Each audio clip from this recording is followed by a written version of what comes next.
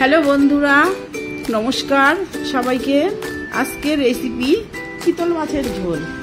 তো আমার কর্তামশাই চিতল মাছ নিয়ে এসছে, কেননা চিতল মাছটা ভীষণ ভালোবাসে।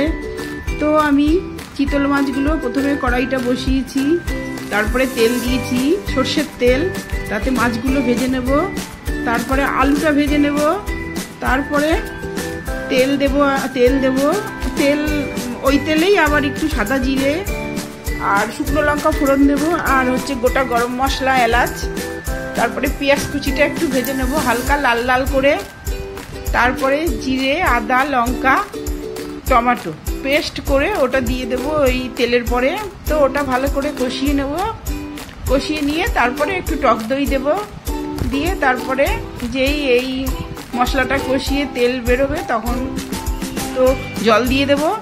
তারপরে ঝোলটা যেই ফুটে উঠবে তারপরে মাছগুলো ছেড়ে দেব। মাছগুলো দিয়ে একটু ফুটলেই নামিয়ে দেবো। তো এটা সাবিকি চিতল মাছের রান্না। তো আপনারা এইভাবে বন্ধুরা করে খেয়ে দেখবেন। আর আমার রান্নাটি যদি আপনাদের ভালো লাগে তো please like, comment, share, subscribe অবশ্যই করবেন। রাধে রাধে।